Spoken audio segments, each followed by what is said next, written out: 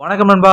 நான் உங்க ஸ்டடி பாய். நம்ம இன்னைக்கு இந்த வீடியோவில் எதை பத்தி பார்க்க போறோம் அப்படின்னு பார்த்தீங்கன்னா, பென் 10 சீரிஸ்ல நிறைய வகையான ஏலியன்ஸை வந்து காட்டியிருப்பாங்க. ஆனா பென் டெனிசன் ஆம்னிட்ரிக்ஸை வச்சு ஒரு சில ஏலியன்ஸை மட்டும்தான் அவர் டிரான்ஸ்ஃபார்ம் ஆகியிருப்பாரு. நிறைய முக்கியமான ஏலியன் டிஎன்ஏ சாம்பிள் அவர்கிட்ட இருந்திருந்தாலும் அவர் அதை ட்ரை பண்ணி கூட பார்த்திருக்க மாட்டாரு. இவ்வளவு ஏன் நம்ம ஆஸ்மித் இருக்காரு பாத்தீங்களா, அவர் ஆம்னிட்ரிக்ஸோட மாஸ்டர் கண்ட்ரோல் அன்லாக் பண்ணும்போது அதுல 1,903,000 ஏலியன்ஸோட டிஎன்ஏ சாம்பிள்ஸ் இருக்கு அப்படின்னு சொல்லி தெளிவாகவே சொல்லியிருப்பாரு.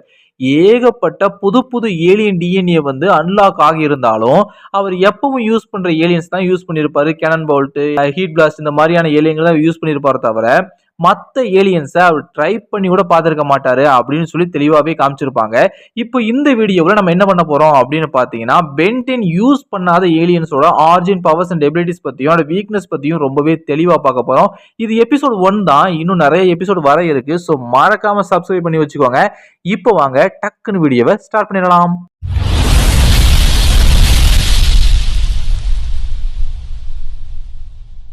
இன்னைக்கு நம்ம பார்க்க போறது ஜைலின்னு சொல்லக்கூடிய இந்த ஏலியனை பத்தி தான். தி விசிட்டர் அப்படிங்கிற எபிசோட்ல தான் இந்த ஏலியனை முதல்ல அறிமுகப்படுத்தி இருப்பாங்க.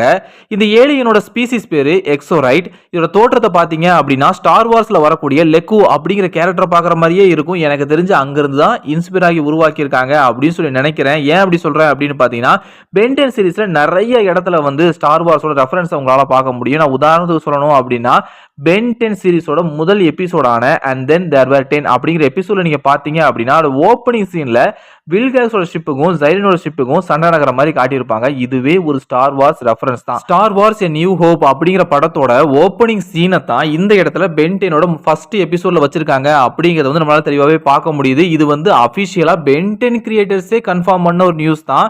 ஸோ ஜைலினும் ஒரு ஸ்டார் வார்ஸோட ரெஃபரன்ஸா இருக்கிறதுக்கு அதிகமான வாய்ப்பு இருக்கு அப்படிங்கிறது தான் உண்மை. எக்ஸோரைட் ஸ்பீசிஸோட ஹோம் வேர்ல்டோட பேர் வந்து ரிங்கமோர். ரொம்பவே அழகான ஒரு பசுமையான ஒரு கிரகம். எங்க பார்த்தாலுமே மரம், செடி, கொடி, அடர்ந்த காடுகள்னு சொல்லி ஒரு அற்புதமான ஒரு கிரகம் அப்படின்னு சொல்லி தெளிவாகவே சொல்லியிருக்காங்க. இந்த கிரகத்துக்கு ஒண்ணு இல்ல 2 சூரியன் இருக்கு அப்படிங்கறத தெளிவாகவே கன்ஃபார்ம் பண்ணியிருக்காங்க. ரிங் அப்புறம் அமோர், இந்த 2 வார்த்தையும் சேர்ந்துதான் ரிங்கமோர் அப்படிங்கிற பேரே இந்த கிரகத்துக்கு வந்திருக்குது. இந்த 2 வார்த்தைக்கு என்ன அர்த்தம் அப்படின்னு பாத்தீங்கன்னா, பல மொழிகள்ல இந்த வார்த்தைக்கு வந்து அன்பு அப்படிங்கறத அர்த்தம் அப்படின்னு சொல்லி தெளிவாவே சொல்றாங்க. அதாவது இந்த கிரகத்தோட பேரே அன்பு தான். ஆனா துரதிர்ஷ்டவசமா இந்த கிரகத்துல இருக்கிற யாருக்கிட்டையுமே உங்களால அன்பை பார்க்கவே முடியாது. அதுக்கு காரணம் இந்த எக்ஸோரைட் ஸ்பீசிஸோட வாழ்க்கை முறை தான் அப்படிங்கறதையும் தெளிவாவே சொல்லியிருக்காங்க. ஒருத்தருக்கு ஒருத்தர் வந்து உண்மையான அன்பு செலுத்த மாட்டாங்க. அதுக்கு என்ன காரணம் அப்படிங்கறத அவங்களுடைய வாழ்க்கை முறையை பார்க்கறதன் மூலமா உங்களால தெளிவாவே புரிஞ்சுக்க முடியும். எக்ஸோரைட் ஸ்பீசிஸை சேர்ந்தவங்க வந்து முட்டையிட்டு குஞ்சு பொரிக்கக்கூடிய இனத்தை சேர்ந்தவங்க. இவங்க முட்டை போட்டதுக்கு அப்புறமா அதை கண்டிப்பா அடகாக்கவே மாட்டாங்க. அப்புறம் என்ன பண்ணுவாங்க, அந்த முட்டை பொரிஞ்சு உள்ள இருந்து குட்டி வெளியே வர வரைக்கும் அவங்க வந்து பாதுகாப்பாங்களா அப்படின்னு கேட்டீங்கன்னா அதுவும் செய்ய மாட்டாங்க.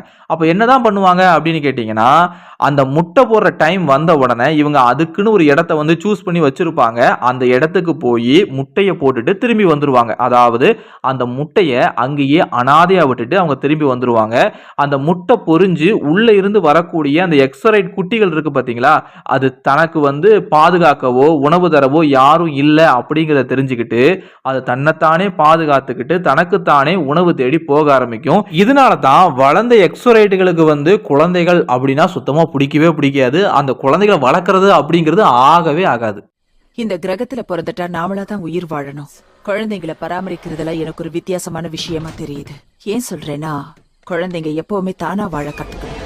அப்படியே இந்த ஏலியனோட பவர்ஸ் பக்கமா வந்தோம் அப்படின்னா, இந்த ஏலியனோட மிக முக்கியமான பவரே டெலிகினிசிஸ் தான். அதாவது தன்னை சுத்தி இருக்கிற பொருட்களை இதால கண்ட்ரோல் பண்ண முடியும். தொடாமலேயே அதுங்களை டெலிகினிசிஸ் பவர் மூலமா தூக்கி தன்னோட எதிரிகள் மேல வீசி அவங்கள பயங்கரமா டேமேஜ் பண்ண முடியும் அப்படிங்கிற மாதிரி காமிச்சிருப்பாங்க. அது மட்டும் இல்லாம தன்னோட எதிரிகள் மேல கூட இந்த பவரை இதால யூஸ் பண்ண முடியும். எப்படி அப்படின்னு பாத்தீங்கன்னா, அவங்கள செயல்பட விடாம பண்ண முடியும், அவங்கள தூக்க முடியும், அவங்கள வீச முடியும் அப்படிங்கிற மாதிரி காமிச்சிருப்பாங்க.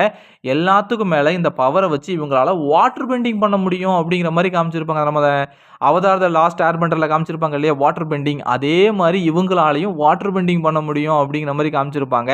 அது மட்டும் இல்லாமல் இந்த டெலிகினிசிஸ் பவரை யூஸ் பண்ணி அதன் மூலமா இவங்களால பறக்க முடியும் அப்படிங்கிற மாதிரி காமிச்சிருப்பாங்க. அதுவும் அதிகமான வெயிட்டை தூக்கிட்டு கூட ரொம்ப வேகமா ரொம்ப தூரத்துக்கு இவங்களால பறக்க முடியும் அப்படின்னு சொல்லி தெளிவாகவே கன்ஃபார்ம் பண்ணியிருக்காங்க. அது மட்டும் இல்லாமல் இந்த ஏலியனால ரொம்பவே ஸ்பீடா செயல்பட முடியும். எதிரிகளோட தாக்குதல்ல இருந்து ரொம்ப வேகமா தப்பிக்க முடியும். நீங்க இந்த விசிட்டர் அப்படிங்கிற எபிசோட்ல பாத்தீங்க அப்படின்னா ஹீட் பிளாஸ்டோட அட்டாக்ல இருந்து ஒரு செகண்ட்ல டாஜ் பண்ணியிருக்கோம் அப்படிங்கிற மாதிரி காமிச்சிருப்பாங்க. கூடவே கிராண்ட்பா மேக்ஸ் இருப்பார் பாத்தீங்களா, அவர் என்ன செஞ்சிருப்பார் அப்படின்னா பவர்ஃபுல்லான லேசரை வச்சு அட்டாக் பண்ணும்போது கூட ரொம்ப சுலபமா தப்பிச்சிருக்கும். இன்னும் நிறைய இடத்துல ரொம்பவே வேகமா இந்த ஏலியன் செயல்படக்கூடியது அப்படிங்கறத வந்து அந்த ஒரே எபிசோட்ல ரொம்பவே தெளிவா காமிச்சிருப்பாங்க. மேக்ஸ் டெனிசனை காப்பாத்த ட்ரை பண்ணிருக்கும் இல்லையா, அந்த சீன்ல கூட அது ரொம்பவே வேகமா செயல்படுற மாதிரி காமிச்சிருப்பாங்க. சோ இந்த ஏலியனுக்கு வந்து ஸ்பீட் அப்படிங்கிறது வந்து கைவந்த கலை அப்படிங்கறத அந்த எபிசோட்ல ரொம்பவே தெளிவா காட்டிட்டாங்க. கூடவே இந்த வகை ஏலியன்களால அதிக தூரம் குதிக்க முடியும் அப்படிங்கிற மாதிரி காமிச்சிருப்பாங்க. அதுக்கு ஏற்ற மாதிரியான கால் அமைப்புகள் இதுக்கு கொடுக்கப்பட்டிருக்குது. இதோட தலையில வந்து 2 டென்டக்கிள்ஸ் இருக்கிற மாதிரி காட்டியிருப்பாங்க. அந்த டென்டக்கிள்ஸை பயன்படுத்தி இதால மத்தவங்கள சுருட்டி பிடிக்க முடியும். ஆனா அந்த எபிசோட்ல இதை பத்தி தெளிவா காட்டல அப்படிங்கிறதுனால நம்மளால தெளிவா புரிஞ்சுக்க முடியல அப்படிங்கறதான் உண்மை. அதாவது அந்த டென்டக்கிள்ஸ் எந்த அளவுக்கு ஸ்ட்ரென்த் உள்ளது அப்படிங்கறத அவங்க தெளிவாவே காட்டல அப்படிங்கறதா உண்மை. வரக்கூடிய சீரீஸ்ல வந்து இந்த ஏலியனை பென் டெனிசன் பயன்படுத்துற மாதிரி காட்டினாங்க அப்படின்னா ரொம்பவே நல்லா இருக்கும். இதை பத்தி புரிஞ்சுக்கிறதுக்கும் ரொம்பவே அது வசதியா இருக்கும். இந்த ஏலியனோட ஸ்ட்ரென்த்தை பத்தி சொல்லணும் அப்படின்னா இதுகிட்ட ஓரளவுக்கு ஸ்ட்ரென்த் இருக்கு அப்படிங்கறதா உண்மை. ஒரு டீசென்டான ஸ்ட்ரென்த் இருக்கு. எந்த அளவுக்கு அப்படின்னு பாத்தீங்கன்னா அந்த விசிட்டர்ங்கிற எபிசோட்ல பார்க்கும்போது இதால ஒரு இரும்பு ஷட்டரை கூட ரொம்ப அழகா உடைச்சிட்டு வர முடியும் அப்படின்னு சொல்லி தெளிவாவே காமிச்சிருப்பாங்க. ஆனா அதை தாண்டி இதுகிட்ட ஸ்ட்ரென்த் இருக்கா அப்படிங்கிறது மிகப்பெரிய டவுட் தான். ஏன்னா நிறைய இடத்துல வந்து இதோட ஸ்ட்ரென்த் அடிபட்டு போகிறதையும் இது நிறைய பேர்கிட்ட அடி வாங்கி கீழே விழுகிறதையும் தான் நம்மளால பார்க்க முடியுது. ஸோ இதோட ஸ்ட்ரென்த் வந்து ஓரளவுக்கு இருக்கு, டீசென்டான ஸ்ட்ரென்த் இதுகிட்ட இருக்கு அப்படிங்கிறது நம்மளால தெளிவாவே பார்க்க முடியுது. வரக்கூடிய சீரிஸ்ல காட்டினாதான் உண்டு. ஒரே ஒரு எபிசோட்ல தான் காட்டியிருக்காங்க. ஒருவேளை கிளாசிக்லயே ஒரு 2-3 எபிசோட்ல காட்டியிருந்தாங்க அப்படின்னா கண்டிப்பா இதை பத்தி நம்மளால ஓரளவுக்கு ஸ்டடி பண்ணியிருக்க முடியும். ஆனா அவங்க காட்டாதது வந்து கொஞ்சம் வருத்தம் அளிக்கக்கூடிய ஒரு விஷயம் தான். வரக்கூடிய சீரிஸ்ல காட்டினா ரொம்பவே நல்லது, நம்ம தெளிவா புரிஞ்சுக்க முடியும். அப்படியே இந்த ஏலியனோட வீக்னஸ் பக்கமா வந்தோம் அப்படின்னா இதுக்கு மிக முக்கியமான வீக்னஸா இருக்கிறது டியூரபிலிட்டி தாங்க. இது வந்து அடி வாங்கக்கூடிய தன்மை வந்து ரொம்ப ரொம்ப ரொம்ப ரொம்ப கம்மி. எந்த அளவுக்கு அப்படின்னு பார்த்தீங்கன்னா வில்கேக்ஸோட ரோபோட்டு கிட்ட ஒரே ஒரு அடி தான் வாங்கியிருக்கோம். வெறும் ஒரே ஒரு அடி தான் வாங்கியிருக்கோம். அந்த ஒரு அடியிலேயே ஜைலின் பறந்து போய் விழுந்து கிட்டத்தட்ட மயக்க நிலைமைக்கே போயிருப்பாங்க. நம்ம பென் டெனிசன் வர வரையும் எந்திரிச்சிருக்கவே மாட்டாங்க. அந்த அளவுக்கு ரொம்பவே கம்மி. டியூரபிலிட்டி வந்து ரொம்ப ரொம்ப ரொம்ப கம்மி. ஸோ இது அவங்களுக்கு வந்து ஒரு மிகப்பெரிய வீக்னஸ். இப்போ நம்ம பென் டெனிசனே இந்த ஃபார்ம் எடுத்துட்டு சண்டைக்கு போறாரு அப்படின்னா ஸ்ட்ரென்த் நல்லா இருந்தா மட்டும் பத்தாது, டியூரபிலிட்டியும் அதிகமா இருக்கணும். ஏன்னா ஒரு அடி வாங்கி கோமா ஸ்டேஜுக்கு போயிட்டாரு அப்படின்னா அவங்க ஒரு செகண்ட்ல உலகத்தை அழிச்சிட்டு போய்கிட்டே இருப்பாங்க. ஸோ டியூரபிலிட்டியும் ரொம்ப முக்கியமான ஒரு விஷயம் தான். இந்த இடத்துல இதுக்கு கம்மியா இருக்குது அப்படிங்கிற பட்சத்துல இது அதுக்கு ஒரு மிகப்பெரிய வீக்னஸா இருக்கிறதுக்கு அதிகமான வாய்ப்புகள் இருக்கு. அவ்வளவுதாங்க இந்த வீடியோவில். இந்த வீடியோ உங்களுக்கு பிடிச்சிருந்துச்சு அப்படின்னா மறக்காம ஒரு லைக் கொடுங்க. நீங்க நம்ம சேனலுக்கு புதுசா இருந்தீங்க அப்படின்னா மறக்காம நம்ம சேனலை சப்ஸ்கிரைப் பண்ணி பக்கத்துல பெல்ல டைங்னு சொல்லி தட்டி விட்டுருங்க. அது மட்டும் இல்லாம உங்க ஃப்ரெண்ட்ஸ் அண்ட் ஃபேமிலியில யாருக்காவது பென் டெனிசன் ரொம்ப பிடிக்கும் அப்படின்னா அவங்களுக்கு இந்த வீடியோவை ஷேர் பண்ணி விட்டுருங்க. நான் உங்களை அடுத்த வீடியோ சந்திக்கிறேன். Tata bye bye, see you.